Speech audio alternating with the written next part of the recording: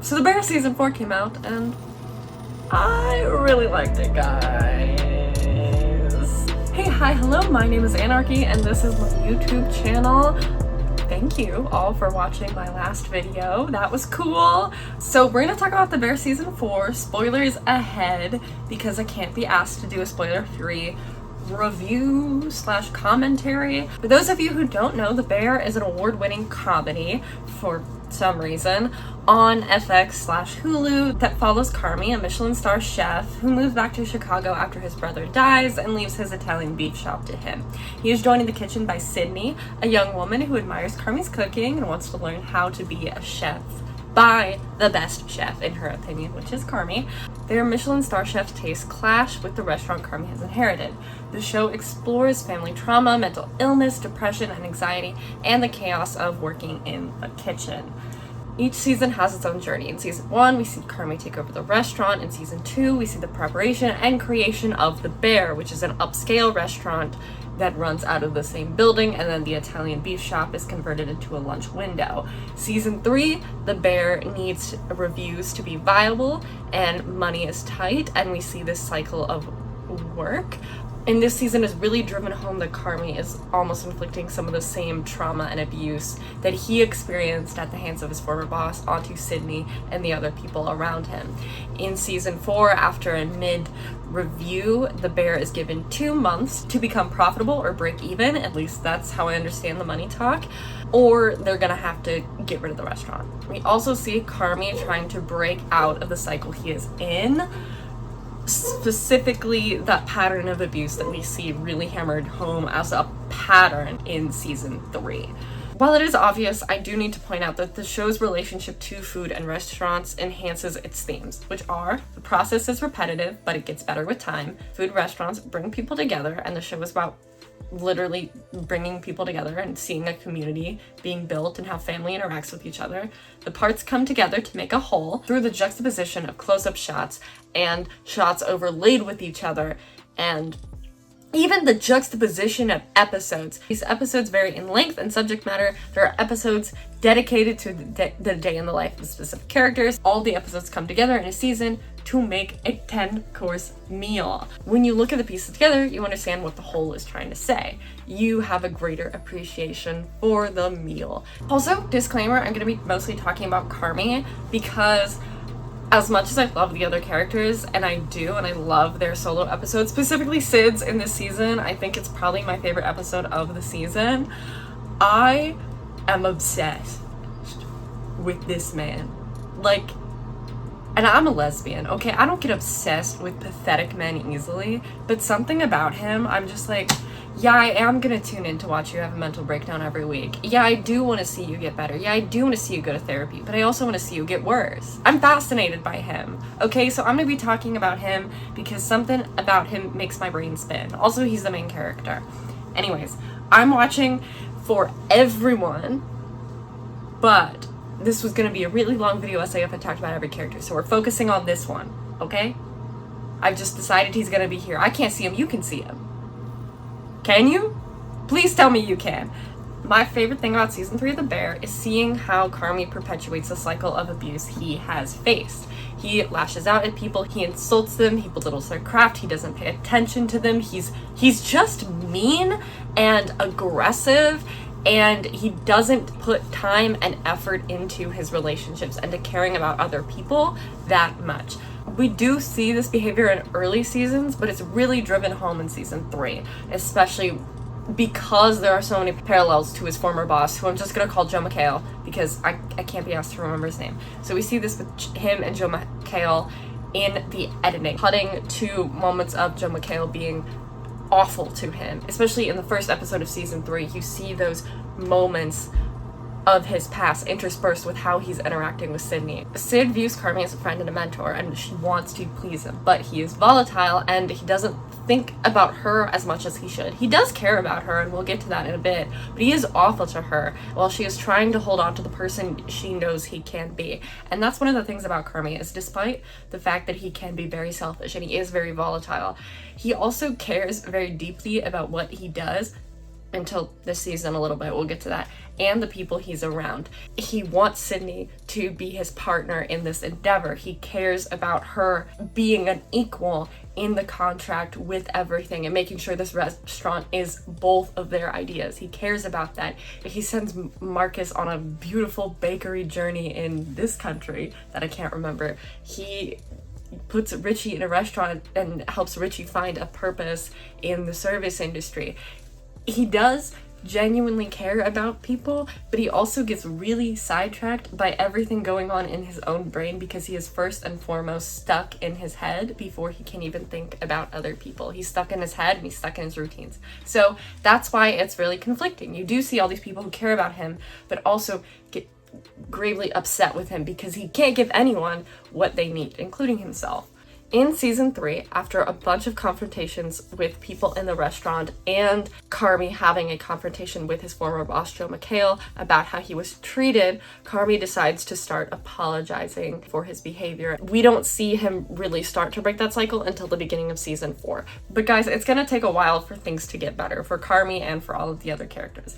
And we can see that in the goals of season 4. Season 4 has a couple of goals for its characters. 1, Tina needs to get her time down on the pasta dish that she makes for the restaurant.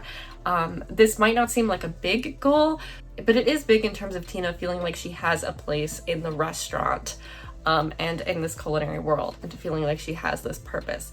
Another goal is for, insert his name, to get better at wine tasting. We see Richie trying to find the value in himself and his work and learning to recognize that he is a good person and that he has skills. We follow Sid as she has to make a decision about whether to leave the Bear and start her own restaurant or to stick at the Bear, which might be a sinking ship at this point.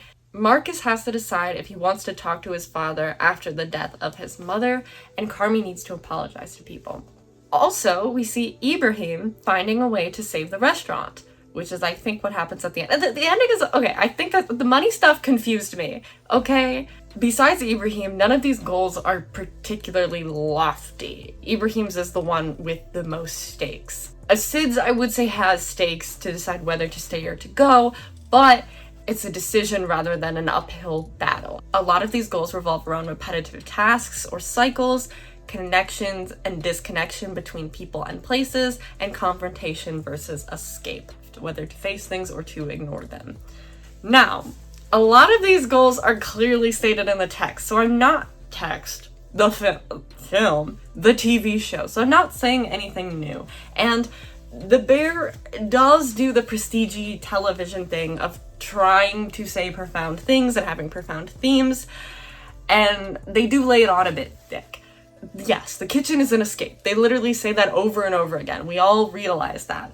Richie does get a little pretentious, but I think but it's purposeful. He always finds meaning in a mix of the pretentious and the layman. He combines those things to be the person he is, because his language and his words are already good enough and the person he is already good enough, but he feels like he needs to explore that thing. So oftentimes the way he comes to an epiphany or he says something profound is mixed in both worlds, and I think it suits his character. Is it on the nose sometimes? Sure, yes. I think his character is aware. Despite all of this, I think the most profound thing that is said is when Carmy asks what he fears, and he asks Claire, what's the opposite of chaos? Highlighting that he is afraid of peace is really important to Carmy. Also, it's important to note that he stumbles over his words when he asks. He tries over and over again in the season to say what he means, but he can't find the words, and there's something incredibly relatable to me about that when you're trying to express your feelings and you don't want it to be misconstrued because you know it will affect other people and you want it to be perfect, but you don't know what to say, and so you keep stumbling and trying to say what's in your head, but you're so in your head it's impossible to say. That's literally Carmy. Carmy is afraid of peace, and it's because you can't drown in peace. Peace is contentment, peace is stability and quiet. It's the opposite of a clock ticking down. Peace isn't pushing a boulder up a hill, or we'll get to it, maybe it is, but he is someone who can't live in his head. When he's cooking and he's in the kitchen and there's chaos, there's a bit of having to think on your feet. It's a chaotic autopilot. It's like when you're thrown into a high intense situation and your brain just has to switch on and you have to go and you have to do things. And that gets him out of this loneliness and this spiral that he is constantly in. So peace becomes horrifying because peace means you are with yourself. You are in your body. There's something very peaceful about focusing on the work with your hands. But when that work becomes a chaotic, messy escape that adds to your stress and you're not dealing with your stress, it kind of ruins everything. It's a poison he needs. It's like a cigarette. He needs the bear. He needs that relief, but it's not true relief, which is what I was trying to get at. Being on like that is not good for you all the time. He's able to do it, but he's ran out of steam and he's ran out of love for it. He's literally burnt out. The restaurant is not this like evil, vile mistress. The restaurant is simultaneously a place for escapism and it is a place for family, for people to come together. The restaurant can be a place of isolation where you turn off your brain and just go, but it's a place where you're working with people and you have to work with those people to get food out. There's a community, a connection there. And it's also important that you have that community because making food is repetitive and you have to get in motion, in sync with everyone else. Each time you make a dish, you are expected to make it the same way. Now, things might happen in a restaurant scenario. We've seen things go wrong. You might have to use a different knife. The burner you're using might not work. Something might spill, but you know what you're doing.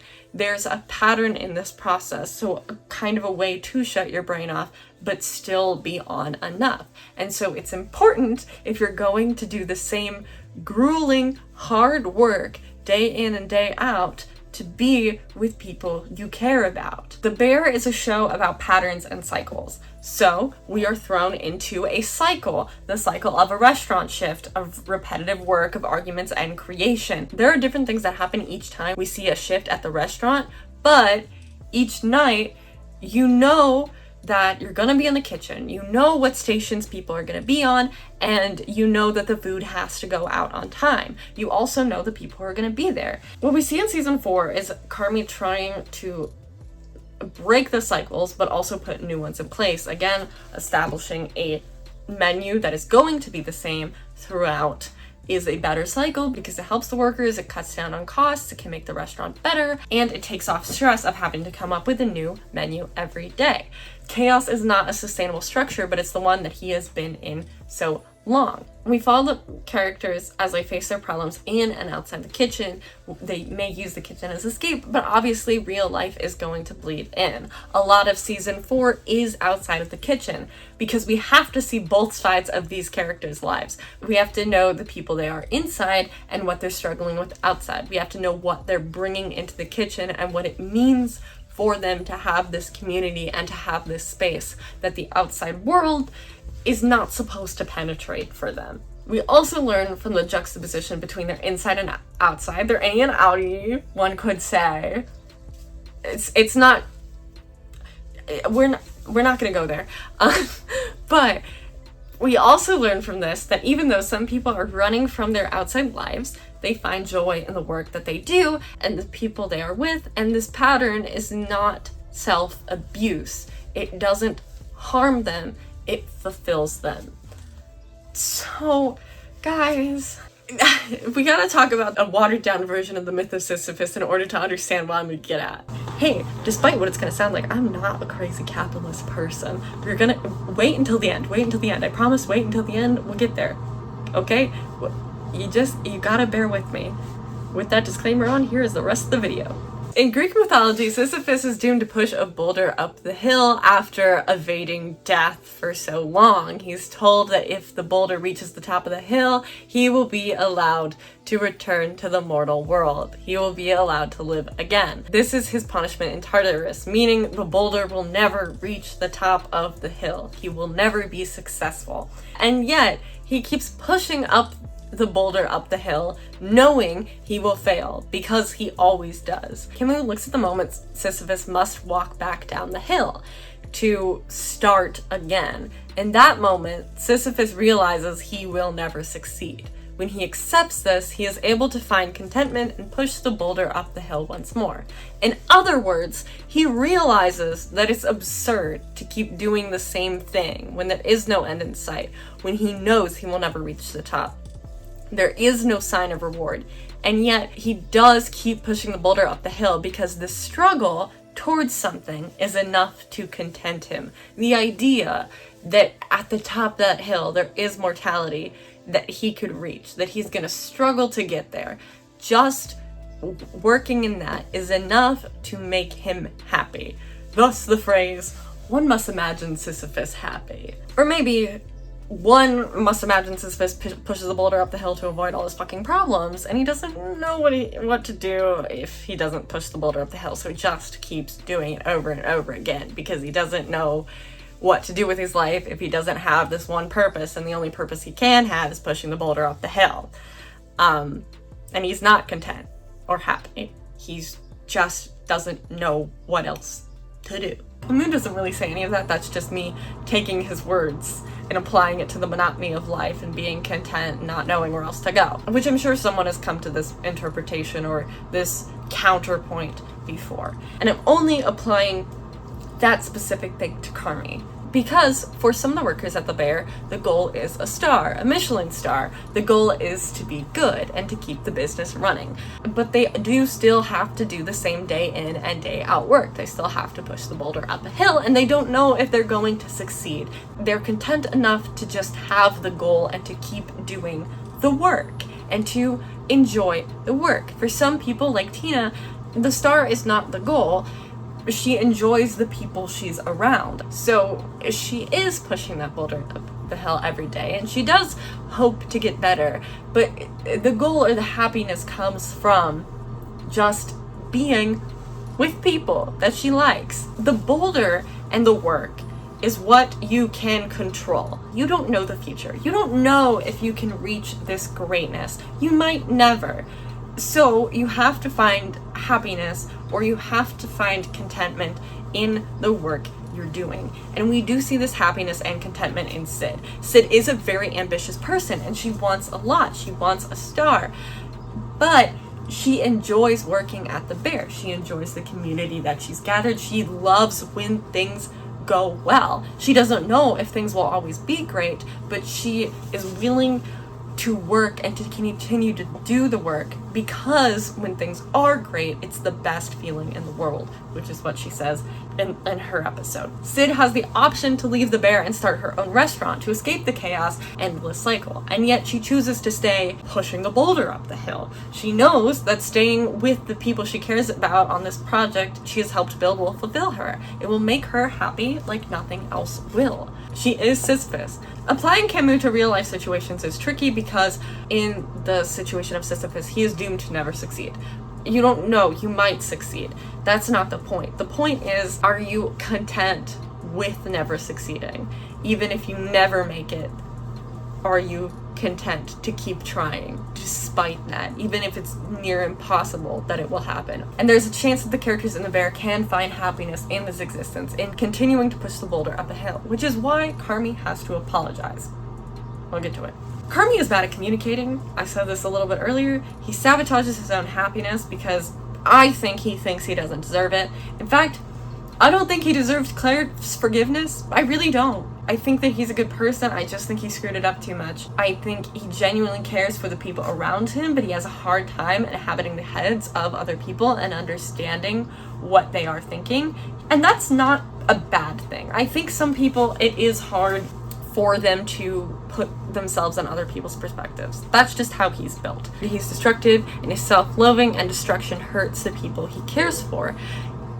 And you, as a viewer, get upset with him because you want to see him get better. You don't want to see him make the mistakes he's making, because you know that he can be better. And he hurts other characters that you care about, and in doing so, he also hurts himself. And it's riveting TV, and it's also hard to watch sometimes. But this is a show where you're going to watch Carmy slowly struggle through everything, because apologizing is slow, and it's hard to break patterns, because patterns are comforting.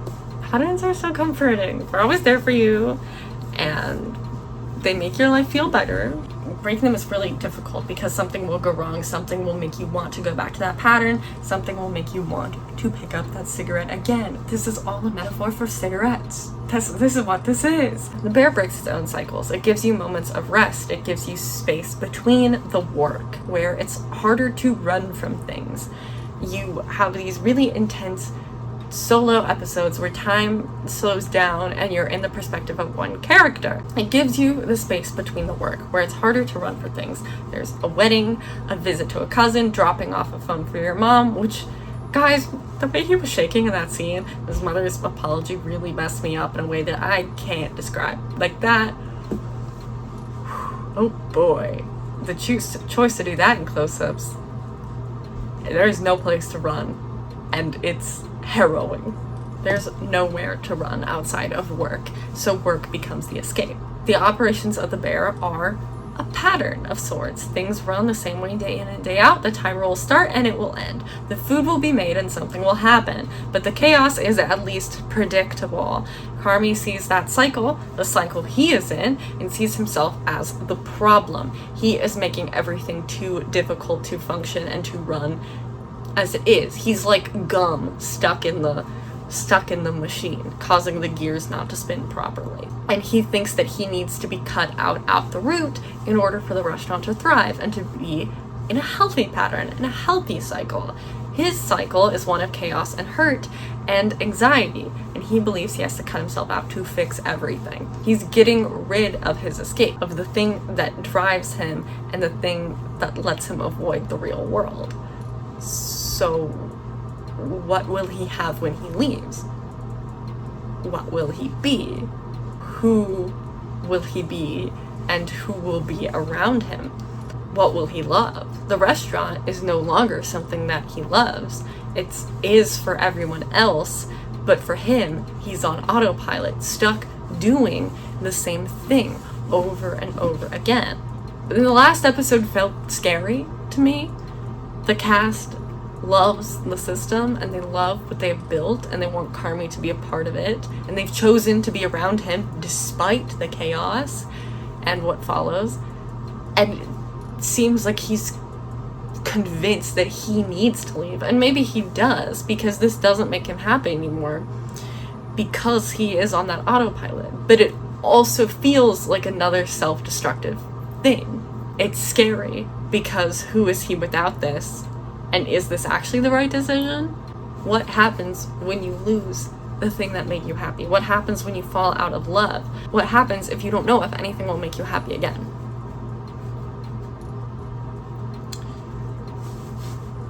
I think you just have to hope that you'll find something that will. And what if you don't think you can be happy? I mean, what if you think life is just meant for you to push a boulder up a hill again and again and again and again and again until you die? I look down the barrel of my own life, because this is a video essay about me, actually. Me, Carmy, Berzotto. I can't picture myself happy. I picture working and dying.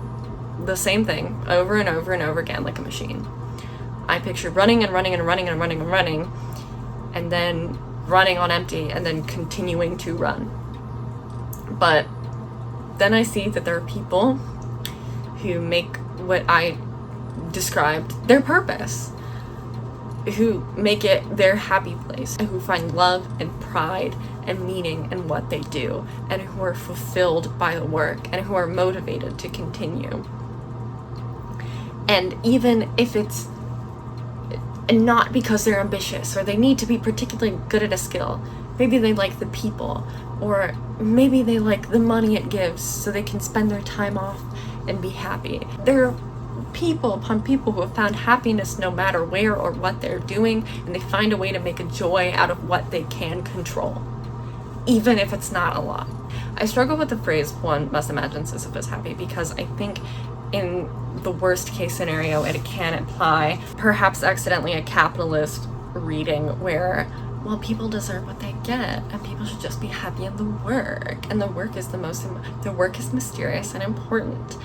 What I'm saying, and I would argue Camus is saying, is that there are a lot of things that you are not in control of, and that is because there are systems actively working to keep you down. And it's important to want more and to ask more and to understand that you deserve more, but it's also important at the same time to find happiness wherever it can be found and to hold on to it and to hold on to joy, because when you don't have any, you're just stuck pushing a boulder up a hill until you die, and that's not a way to live life.